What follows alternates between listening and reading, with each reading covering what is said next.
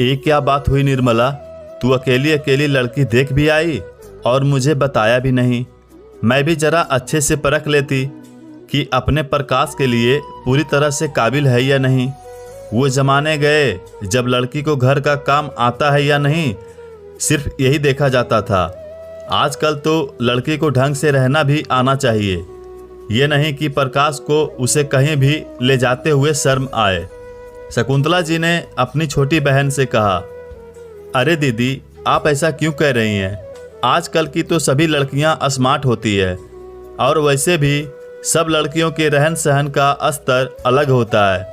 किसी को सब पसंद होता है तो किसी को कुछ भी नहीं। निर्मला जी ने उत्तर दिया। ये सुनकर शकुंतला जी बोलती है, वो तो सब ठीक है, पर आजकल के लड़कों की पसंद थोड़ी अलग होती है। उन्हें घरेलू नहीं, स्मार्ट लड़की चाहिए होती है। तू छोटे शहर की लड़की को बहू बनाकर ला रही है, मैं इसीलिए कह रही हूँ। नहीं दीदी, ऐसी कोई बात नहीं है। सुहानी संस्कारी भी है और पढ़ी लिखी भी, सुंदर भी है। मुझे तो उसकी सादगी भा गई है। वो हमारे घर के लिए एक परफेक्ट बहू होगी और प्रकाश को भी बहुत पसंद आई है। निर्मला जी ने कहा, ठीक है, देखते हैं। अगले महीने की टिकट तो बनवा ली है, जल्द ही शादी में आ जाऊंगी, फिर आमने सामने से देख लूंगी। फोटो में तो सभी सुंदर नजर आती है, फिल्टर लगवाकर जो लड़कियां फोटो खिंचवाती है। शकुंतला जी ने अपनी बात खत्म करके फोन रख दिया।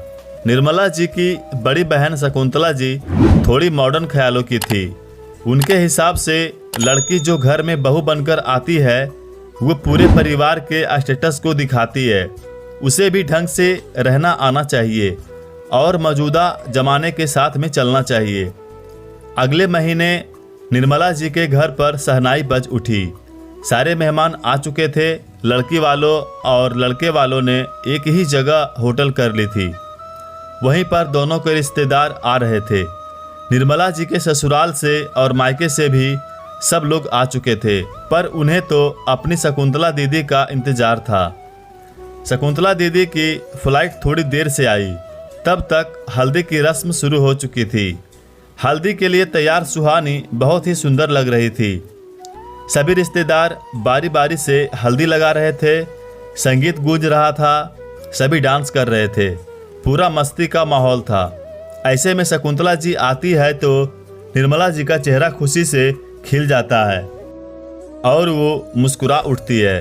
शकुंतला जी की नज़रें सुहानी पर पड़ती है तो वो आदतन बोल ही देती है, सुहानी, ये क्या, तुमने साड़ी पहन ली? हल्दी के दिन तो साड़ी की जगह गाउन पहनना चाहिए। आजकल तो यही ट्रेंड में है। तुम तो पुराने जमाने की दुल्हन लग रही हो। और वो मजाक बनाकर हंसने लगी। निर्मला जी अपनी बहन को एक कोने में ले गई। दीदी, आप भी ना सबके सामने बहू को कुछ भी कह दिया। सुहानी भी गाउन पहन सकती थी, पर मेरे ससुर जी और सुहानी की दादी को ये सब पसंद नहीं है। उनका कहना था, चाहे तुम हल्दी का कार्यक्रम करो, पर हमारी पोत बहू साड़ी ही पहनेगी। सुहानी ने अपने बड़े बुजुर्गों को खुश करने के लिए साड़ी पहनी है। केवल फैशनेबल तो हर बहू बनकर रहती है, पर जो बहू घर के बुजुर्गों को खुश रखती है, शिकायत का मौका नहीं देती है, वही बहू घर की शान होती है। शकुंतला जी ये सुनकर चुप हो गई। आगे के सभी रीति रिवाज होने लगे। फिर बरमाला का समय आया। सुहानी दुल्हन बनकर बहुत खूबसूरत लग रही थी। वो जब बरमाला के लिए आ रही थी तो उसने भजन पर डांस किया, तो ये देखकर शकुंतला जी ने फिर मुंह बनाया। निर्मला, आजकल की दुल्हन तो मस्त फिल्मी गानों पर डांस करती हुई आती है, पर तेरी बहू तो ना जाने कैसे कौन से ज़माने की है, इतने धीमे भजन पर धीमा सा डांस किया। हाँ दीदी, कितना अच्छा डांस किया, अभी तक तालियां बज रही है। मेरी सुहानी ने सबका दिल जीत लिया है। निर्मला जी ने खुश होकर और जोर से ताली बजाई। सुहानी दुल्हन बनकर घर आ गई। उसका अच्छे से स्वागत हुआ। कुछ मेहमान जा चुके थे और कुछ मेहमान रुके हुए थे। शकुंतला जी के बेटे और बेटियों की शादी हो चुकी थी, तो वो भी घर गृहस्थी की जिम्मेदारी से मुक्त थी, इसलिए वो भी थोड़े दिन रुक ही गई। सारी रस्में और रिवाज हो गए। दूसरे दिन सुहानी कमरे से बाहर आ गई। लाल साड़ी, भरी मांग, खुले हुए बाल, हाथों में सुहाग का चूड़ा और माथे पर बिंदिया चमक रही थी। पैरों से पायल की छन छन की आवाजें आ रही थी। सुहानी बहुत ही सुंदर लग रही थी। निर्मला जी ने उसकी नज़र उतारी। ये सब शकुंतला जी देख रही थी पर कुछ बोली नहीं। सुहानी की चौका पूजन की रस्म थी तो शकुंतला जी बोली, बहू दाल का हलवा बना दे, बड़ा मन कर रहा है, तुझे आता है या नहीं? मौसी जी मैं बनाकर लाती हूँ, ये कहकर सुहानी रसोई में चली गई। तो निर्मला जी बोली, दीदी दाल तो भिगोई नहीं है, हलवा कैसे बनेगा? आप भी नई बहू की परीक्षा ले रही हो। और रसोई में चली गई।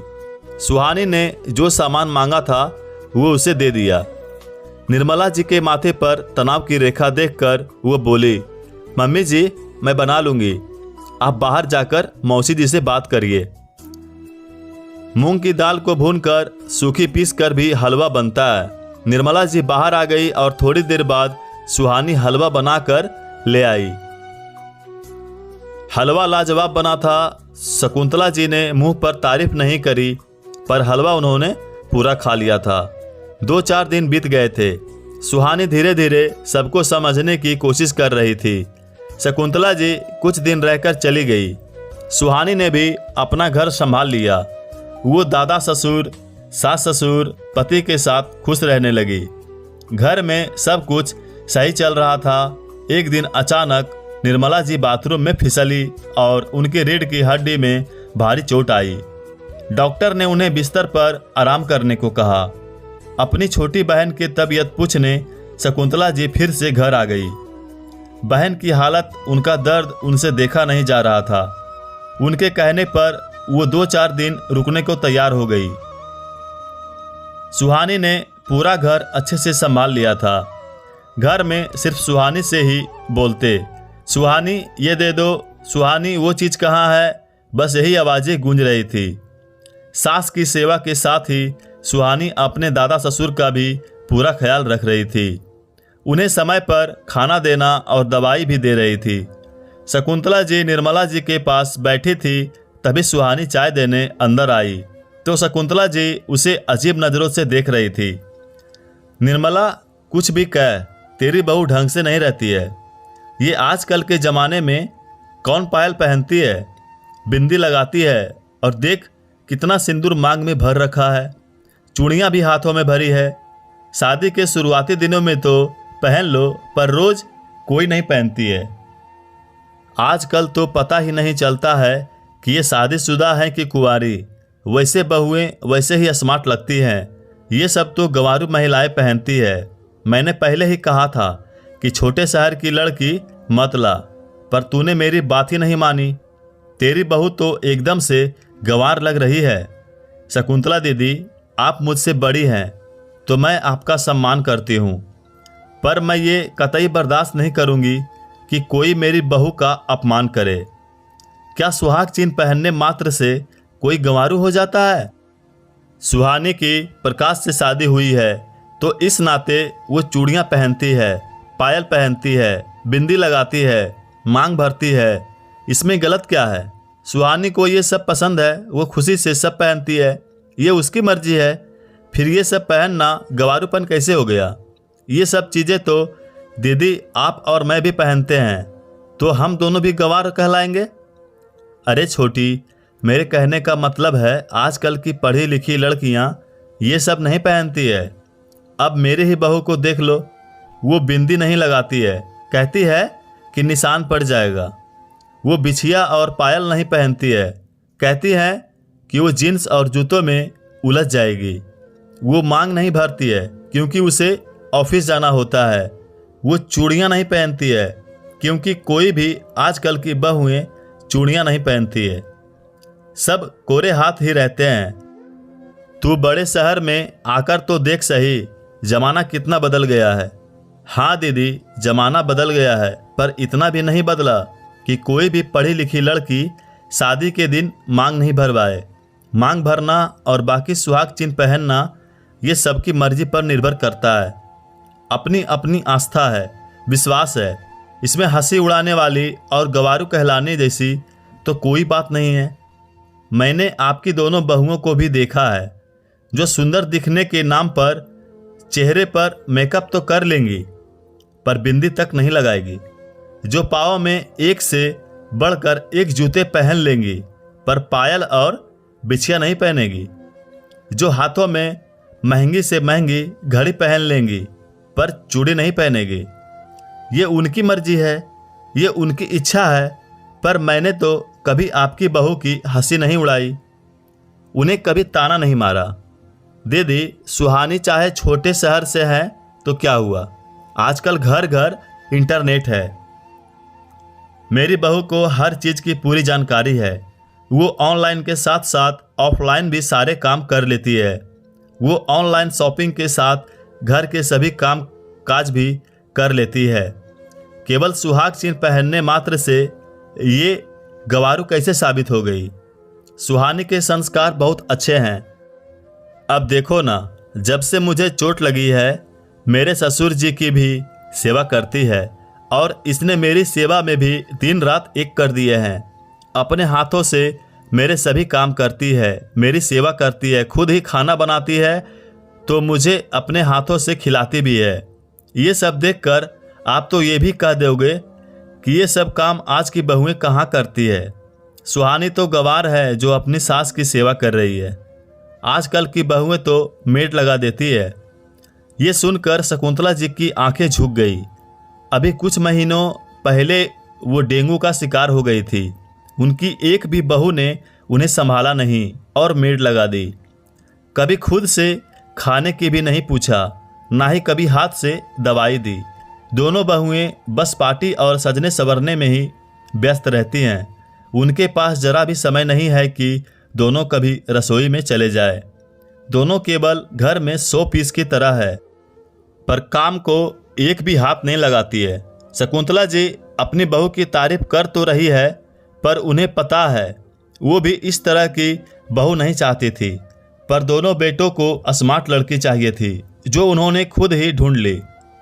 शादी के दूसरे दिन ही जिन्होंने सारे सुहाग चिन्ह उतार कर नाइट सूट पहन लिया था, उनको भी अजीब लगा था। उन्होंने टोका, पर उनके टोकते ही बेटे बोल पड़े, मम्मी ये सब ओल्ड फैशन है, आजकल की बहुएं ये सब नहीं पहनती है। अब दोनों बेटे ही बिजनेस संभाल रहे हैं, इसलिए घर में ना उनके पति की चलती है और ना ही उनकी चलती है।